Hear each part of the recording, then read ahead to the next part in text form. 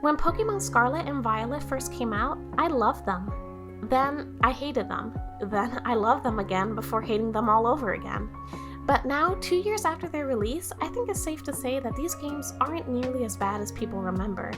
Controversial as that might sound, I feel like there were a lot of factors that weren't fully considered when the games first launched. It's easy to criticize them for feeling incomplete or unpolished. I know, because I did the same thing. My relationship with these games has been a roller coaster of love and frustration, but somewhere along the way, my perspective changed.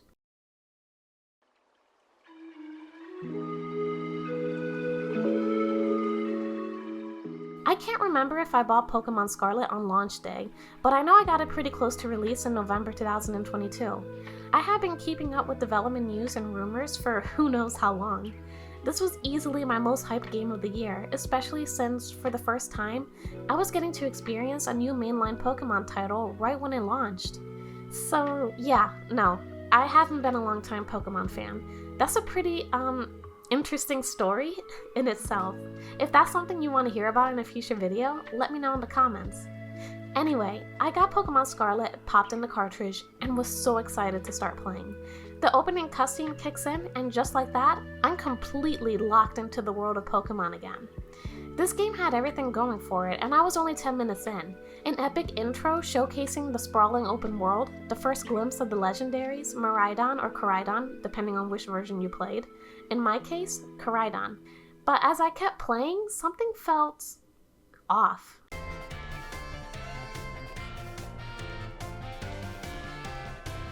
I started thinking, wait, maybe this game wasn't, polished at all? At first, things weren't that bad, which honestly wasn't surprising. The beginning of anything, movies, games, TV shows, has to be good, otherwise it won't catch people's interest. But once I reached the open world segment and got through all the hand-holding, I was horrified by what I started seeing. Slowly, I found myself disliking the game, even though I really didn't want to. But as the frame rate stuttering got worse as I went into bigger towns, and character models started phasing in and out of existence, I reached a point where I felt like I was just forcing myself to keep going. And, well, I did pay full retail price for this. Quitting now would have felt like a waste. So I pushed through. It took a while, but I eventually beat the game, and even completed the Pokedex because, well, I was bored over summer break. By the end of that adventure, I had sunk over 100 hours into a game that I hardly even liked. And honestly, that doesn't make any sense to me. 2 years might not seem like a long time ago, but for someone with an atrocious memory like mine, it might as well have been over a decade. As of March 2025, I still have no idea what compelled me to stick with this game for as long as I did. The graphics were terrible, a complete mess to look at. I was fed up with the constant frame rate stutters and the fact that a first-party Nintendo title in 2022 couldn't even run at a stable 60 FPS like literally every other game. The excessive hand-holding dragged down the pacing of the story, and the visuals? They look like something straight out of the late PS2 era. I mean, just look at this. How did this even pass Nintendo's so-called strict quality assurance test? I took a small break, but briefly picked it back up again when someone gifted me the DLC for my birthday. And just like before, I felt obligated to play. But even with the new content, my enthusiasm didn't last. I never actually finished the DLC. I just kind of faded the game out of my life and moved on to better things. I didn't touch Scarlet again. Not once. Until 2025.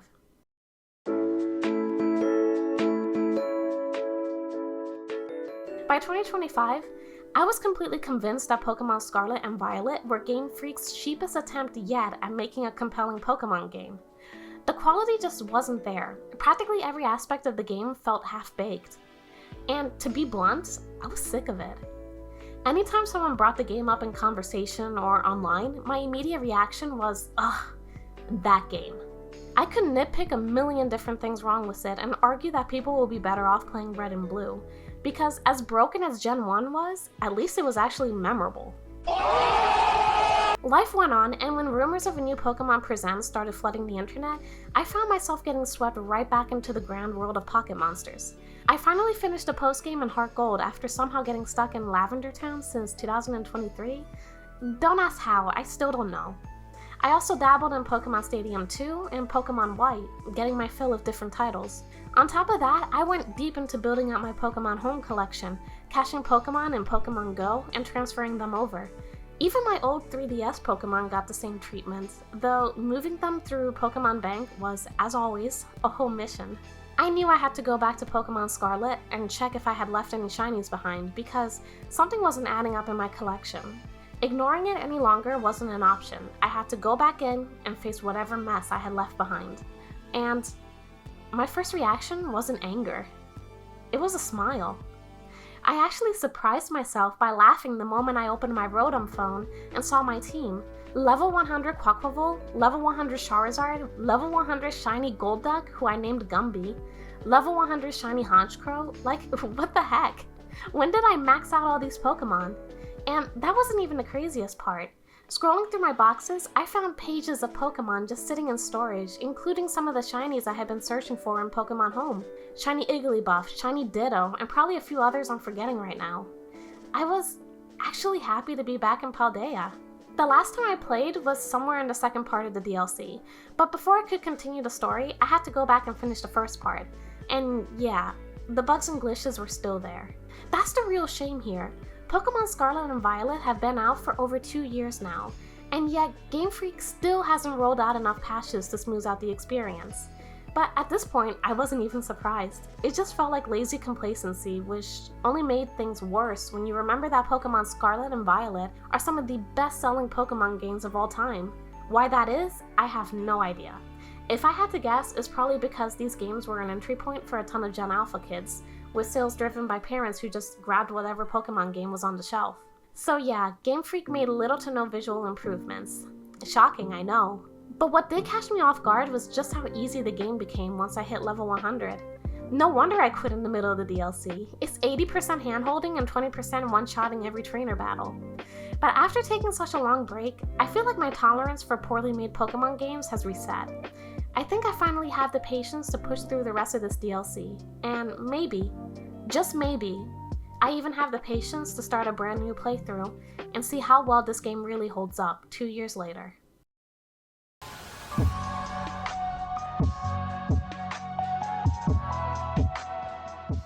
Right from the start, it's clear that Game Freak had an ambitious vision for Pokémon Scarlet and Violet, one that I didn't fully appreciate before.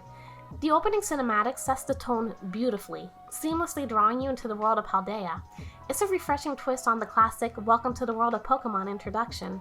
Instead of the traditional professor greeting you, the game splits this role between Director Clavel, who delivers the formal introduction, and a sweeping montage showcasing key features of the adventure ahead. Koraidon soaring across the landscape immediately immerses you in the scale of the journey you're about to embark on. It's a shame then that the game is still plagued with graphical issues. Game Freak had all the right ideas, but ultimately they underdelivered. And to be clear, I'm not saying this to make excuses for them. They absolutely should have extended development time to ensure a polished final product. And if their team wasn't large enough to handle the demands of developing a full-scale console Pokemon game, they should have expanded their staff to meet the challenge. However, when you consider that Game Freak had been developing Pokemon games exclusively for handheld consoles since the 1990s, it makes sense that Scarlet and Violet wouldn't quite measure up, even compared to their 3DS, DS, or even Game Boy Advance titles. The transition to a full-scale home console must have been a stressful leap for them. But I know what you're thinking. What about Legends Arceus, Let's Go Pikachu and Eevee, or even Sword and Shield? They had years to refine their development on the Switch hardware, and honestly, that's a fair point. But I think the difference lies in the scale of those games. If you compare the structure and ambition of Scarlet and Violet to its predecessors, it's clear they were trying to push the series into new territory. In the case of Let's Go and Sword and Shield, it felt like we were still seeing an upscaled version of the 3DS engine, particularly a refined take on the Ultra Sun and Moon format. But Scarlet and Violet? These were the first Pokemon games on Switch to truly break away from that framework, aiming for something bigger and more open-ended. And for that, I don't think Game Freak should be faulted for anything other than being in way over their heads. But as I worked my way through the painfully long tutorial phase, I realized something. The hand-holding is miserable. If I had $1 for every time a text box popped up whenever I approached a building or walked up to someone, I'd be richer than a Pokemon League champion with an amulet coin. There's just no good balance between letting the player move at their own pace and keeping the story engaging. The game doesn't find that balance until way later, closer to the endgame. And while we're on the topic of the plot being force-fed to you, can we talk about how literally everything is handed to you? The moment you leave your hometown, your rival, Nemona, gives you 5 Pokeballs right off the bat, which, okay, cool. But not long after, she hands you 10 more! And let's not even get started on Paldea's major littering crisis, because there are items everywhere. Seriously, why even bother with the Pokemart when you can just scavenge half the region for free? Once you arrive at the school, the foreshadowing and story beats start to line up beautifully. Playing through the game a second time made me realize just how much foreshadowing is packed into the story. It's so easy to miss on your first playthrough. But now that I have the full context, a lot of things suddenly make sense, and it's kind of funny how many details were just hidden in plain sight the whole time. I won't spoil too much in case any of you haven't finished the game or even started it yet. The dialogue in this game is absolutely golden. I found myself laughing a lot during certain moments in the DLC on my first playthrough, and even more on my second playthrough. Game Freak really just lets us be absolute savages with the dialogue options. You can straight up tell people no when they ask you to do stuff, even though it doesn't change the outcome. But their reactions are hilarious. As for the character designs, they're okay, but I feel like Game Freak is trying way too hard to make them look trendy or futuristic. Some of these characters just feel like they belong in a totally different game. Yeah, no, I'm not feeling it. Except, I don't know, she's amazing. The Hatsune Miku of Pokemon, I love her. A lot of the customizable design choices in this game just feel questionable. Take the school uniform, for example. It's nice that I can tweak my outfit slightly, but I'm completely locked into the school uniform with no option to wear anything else outside of the seasonal variations. And I don't know if this is just me, so let me know what you think in the comments, but don't all the school outfits feel too masculine? No matter what I did, it felt like I was dressing up as a guy, and it drove me up the wall because I tried everything to make my character look as girly as possible. But nope, no skirts, no dresses, nothing. Meanwhile, this Team Star girl over here gets to rock a way cooler outfit. Once you hit the time skip and finally break free from the school for the so-called treasure hunt, aka the open world segment, you finally get a partial taste of true freedom. The non-linear structure is a breath of fresh air, and it's clear they took inspiration from another widely popular open world title. And if you've been around my channel for a while, you already know what I'm about to say. There was a certain effect in gaming that took off in 2017 after the release of a certain Nintendo game. I won't name it because I feel like I mention it in literally every video, but just know the influence is there, okay? Every Pokemon game since Pokemon X and Y has introduced some kind of battle gimmick. In Scarlet and Violet, that gimmick is terrestrialization. You're handed the Terra Orb early on, which lets you crystallize your Pokemon to enhance their combat abilities. The only catch is that it only recharges when you visit a Pokemon Center. What makes this system stand out is the ability to change a Pokemon's typing entirely. I made it to the first gym, and something that Pokemon introduced back when Sword and Shield first came out are gym challenges, mandatory minigames you have to complete before battling the gym leader. In Cortondo's case, the first challenge is, well, an olive roll. I wish I was joking. The challenge is exactly what it sounds like. Since Cortondo is known for its olive production, you have to roll a giant olive through an obstacle course and push it into a massive basket at the finish line. It's easily one of the dumbest gimmicks I've ever seen in a video game. And honestly, the other gym challenges aren't much better. They're just different variations of the same gimmicky time waster. Just for fun, I decided to throw caution to the wind and take on Kathy without considering my Pokemon's levels or typings. My biggest complaint about the game had always been that the difficulty scaling was too easy. But was it really? Could I brute force my way through with only grass, ground, electric, and fairy types when the gym leader specializes in bug types? Well, only one way to find out.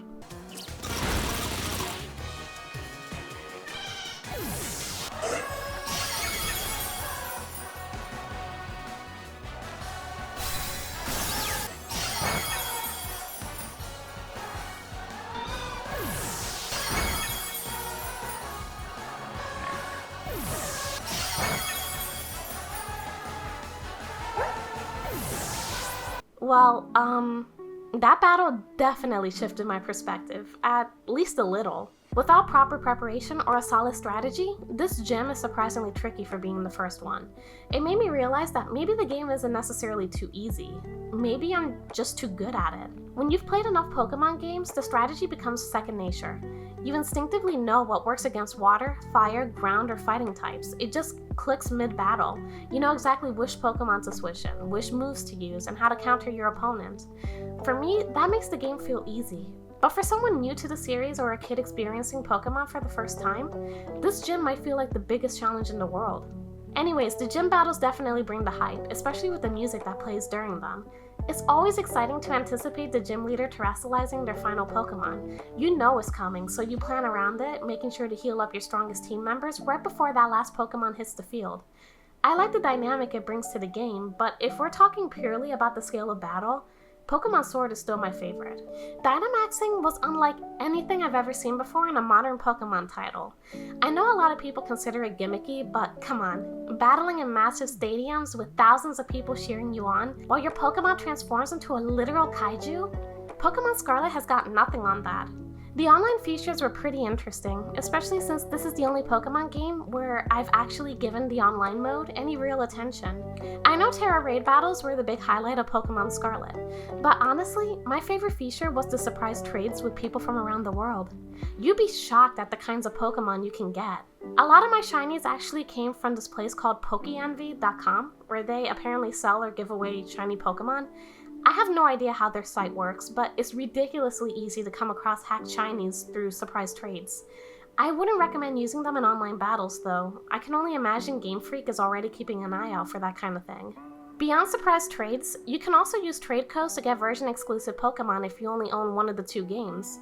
This feature was a lifesaver for completing my Pokedex, and the accuracy of these trades were surprisingly solid. I can only recall a handful of times where someone tried to trade me a Diglett instead of an Iron Jugulis. I believe it even worked for Miraidon too. You know that saying, the more things change, the more they stay the same? Well, Pokemon Scarlet embodies that perfectly. Not much has changed since I first played. Characters still randomly appear and disappear, and whatever this is, yeah, it's still happening. The only real improvement I noticed, I didn't accidentally fall out of bounds, and Quaxley didn't clone himself after evolving, so that's progress, right? But if we put the gameplay issues aside, I actually say this is a really solid Pokemon experience. Game Freak genuinely tried to think outside the box, and I don't think they get enough credit for that. If they just took a little more time refining their engine and ironing out the frustrating issues that plague both Scarlet and Violet and Sword and Shield, they could be on the verge of ushering in a whole new era of Pokemon. One unlike anything we've ever seen before. But that's besides the point. Despite all its flaws, I really don't think Pokemon Scarlet deserved the sheer amount of hate it got. And that's coming from someone who also bashed it when it first dropped. Sure, the game has its fair share of problems, some of which are impossible to ignore. But at the same time, the good aspects shine just as brightly. The freedom, the exploration, the ambitious mechanics, there's a lot here that makes Scarlet and Violet a genuinely fun experience. It's just that in this day and age, it's so easy to get caught up in the negatives. Games are scrutinized under a microscope the moment they launch, and it can be hard to step back and appreciate what they do well. I won't pretend this game is perfect, but I also won't pretend it's irredeemable. If Game Freak takes the right lessons from this, I think they could be onto something truly special in the future. And that's my take on it. If you're someone who loves exploring the depths of the gaming community, hit that subscribe button below and turn on notifications by clicking the bell icon. Also, a massive shout out to everyone who sent me super chats during my last video's premiere. Your support means the world to me. Whether you dropped a donation, left a funny message, or just hung out with me live, I appreciate each and every one of you. You guys make this channel what it is, and I couldn't do it without you. See you guys later. Magic's alive. Touch just brings the joy.